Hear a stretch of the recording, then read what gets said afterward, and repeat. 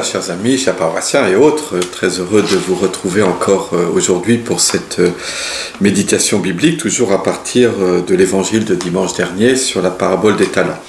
Comme j'en ai pris l'habitude, je vous propose de reprendre de nous tourner vers le Seigneur au moment d'ouvrir notre Bible.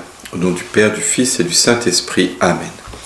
Seigneur notre Dieu, ouvre nos cœurs à l'intelligence des Écritures, afin que nous portions témoignage à ton Fils qui est mort pour nous et qui vit avec toi et le Saint-Esprit pour les siècles des siècles. Amen. Alors, hier, je vous ai proposé une méditation sur simplement le fait que le maître, revenant de son long voyage, de son absence prolongée, demande aux serviteurs à qui il a confié sa fortune de rendre des comptes sur leur gestion.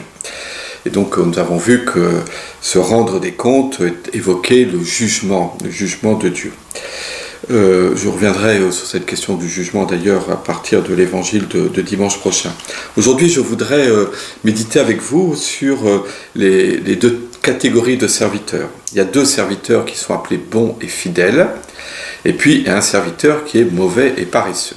Bien sûr, l'objectif de la parabole, c'est que nous soyons des serviteurs bons et fidèles et d'éviter d'être des serviteurs mauvais et paresseux. Alors, comment est-ce qu'ils réagissent l'un et l'autre ? Alors, je lis le texte. Ce qui me frappe, d'une part, c'est que lorsque le maître demande aux serviteurs de rendre des comptes de leur gestion, les deux premiers, celui qui a reçu 5 talents et celui qui a reçu 2 talents, disent simplement quelques mots très sobres. Voilà. Seigneur, tu m'as confié 5 talents et voilà, j'en ai gagné 5 autres. Et même chose, voilà, Seigneur, tu m'as confié 2 talents et voilà, j'en ai gagné 2 autres. Ils disent quelques mots, on sent qu'ils sont assez fiers, voilà, d'avoir réussi à faire fructifier le bien de leur maître, celui qui leur a été confié. Mais le serviteur mauvais et paresseux, lui, part dans tout un discours. Seigneur, je savais que tu es un homme dur, tu moissonnes là où tu n'as pas semé, tu ramasses là où tu n'as pas répandu le grain, j'ai eu peur, je suis allé cacher ton talent dans la terre, le voici, tu as ce qui t'appartient. Fait tout un discours pour s'auto-justifier. On sent bien que voilà, il a besoin, il sent bien quelque chose qui ne va pas, qu'il a besoin de se justifier devant son maître. Et puis aussi, on voit bien que dans ce discours, la meilleure défense, c'est l'attaque. Parce que ce qu'il dit quand même est quand même un peu dur à entendre. Enfin, je ne sais pas, le maître, il lui dit, tu es un homme dur, tu moissonnes là où tu n'as pas semé, tu ramasses là où tu n'as pas répandu le grain. Non pas que le maître, il n'accuse pas d'être un voleur quand même, hein, d'aller voler, d'aller piquer les moissons du voisin, mais on comprend, on devine que ce maître qui est riche est quelqu'un qui a pu, par exemple, c'est une hypothèse, prêter de l'argent à des gens qui n'ont pas pu lui rendre et qui donc, il est dur, c'est-à-dire qu'il est un peu impitoyable dans l'image que s'en fait ce mauvais serviteur, hein, je reviendrai là-dessus. Et donc il va récupérer la moisson pour se rembourser du prêt qu'il a consenti et avec les intérêts. Et donc cet homme, le serviteur mauvais, le serviteur paresseux, est quelqu'un qui s'est forgé une image de Dieu, d'un Dieu impitoyable, d'un Dieu dur, et c'est selon cette image qu'il s'est forgé de Dieu qu'il va être jugé. D'abord, dans sa manière d'agir, donc le talent qui lui a été confié, il a creusé un trou en terre, il l'a mis dans son trou, il l'a soigneusement caché, et puis, en fait, il a vécu exactement comme si rien ne lui avait été confié. Il a fait comme si ce talent n'existait pas. Et allons plus loin, il a fait exactement comme si le maître n'existait pas. Et derrière ce serviteur mauvais et paresseux, nous voyons bien donc une mise en garde qui nous est adressée en nous disant, mais nous aussi, êtres humains, nous pouvons vivre exactement comme si rien ne nous avait été donné de Dieu, comme si Dieu n'existait pas. Alors, il ne s'agit pas tellement de ceux qui sont athées, mais de nous chrétiens. Voilà, qu'as-tu fait du don que tu as reçu ? Moi, je vous ai déjà dit que c'est une parole qui me touche beaucoup. voilà, nous avons reçu le don du baptême, nous avons le don de la foi, nous avons, pour ceux qui vont à la messe régulièrement, nous recevons ce don de l'Eucharistie, quand même le don le plus élevé que Dieu peut faire aux hommes, son Fils lui-même, le Christ qui vient, qui se donne en nourriture. Et qu'est-ce que je fais de ce don que je reçois? Voilà, c'est vraiment la question en tout cas que moi, dans ma méditation, me pose cette parabole. Est-ce que je suis ce serviteur mauvais et paresseux qui a soigneusement enfoui tout ce que Dieu lui donne et qui vit exactement comme si de rien n'était? Voilà. Ou est-ce que je suis le serviteur bon et fidèle qui cherche à faire que ce don que je reçois produise dans ma vie le fruit que Dieu en attend?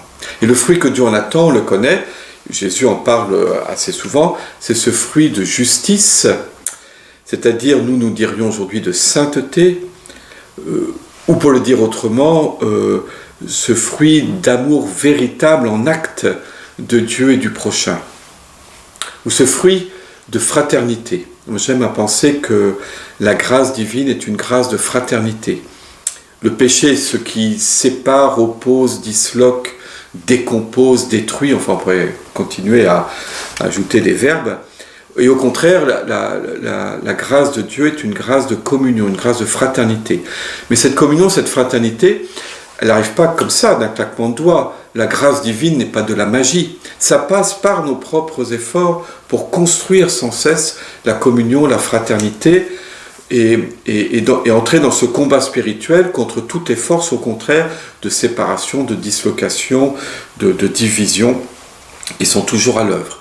Et au contraire, nous faisons notre propre effort, soutenu par la grâce, suscité, soutenu par la grâce, pour construire la fraternité, la communion, pour aimer en vérité, aimer en acte, pas simplement en parole.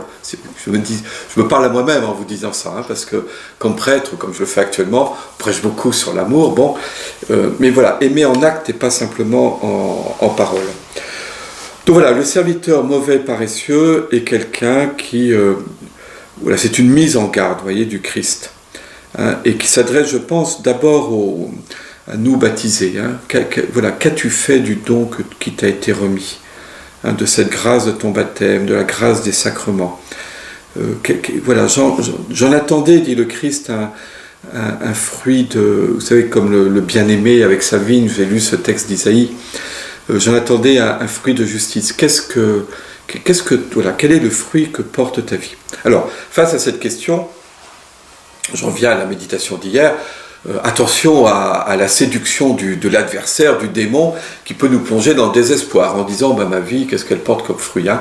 Voilà, nous avons cette assurance que si nous nous efforçons vraiment de faire de vivre notre vie chrétienne,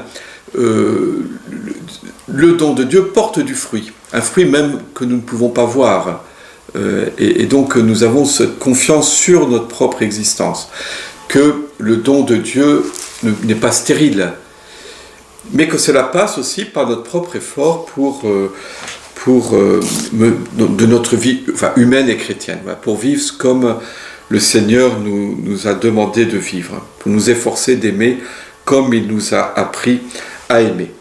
Alors,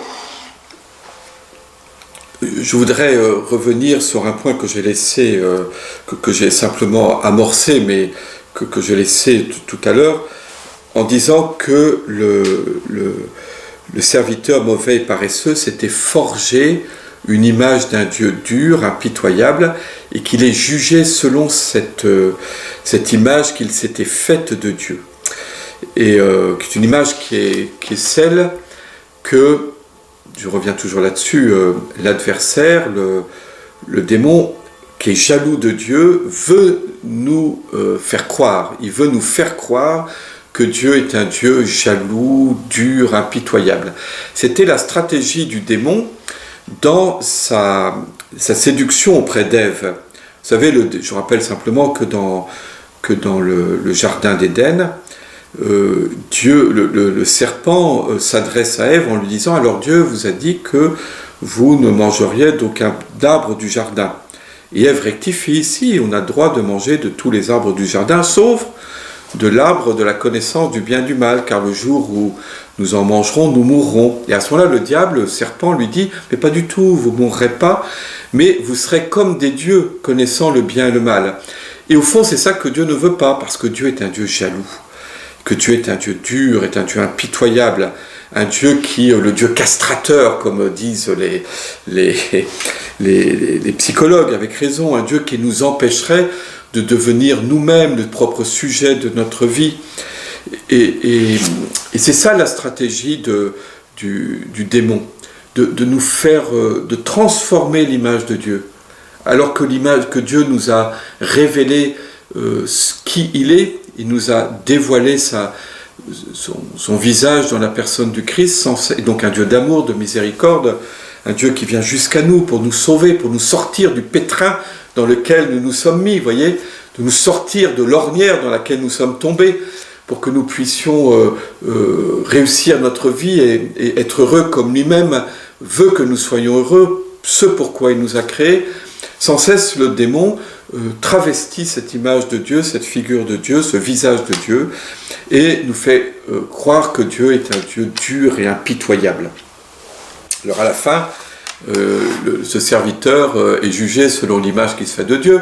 Il enlève son talent pour le donner à celui qui en a 10. Alors nous disons, bah oui, Dieu est injuste, il avait raison. Il est jugé simplement selon l'image qu'il s'était faite de Dieu.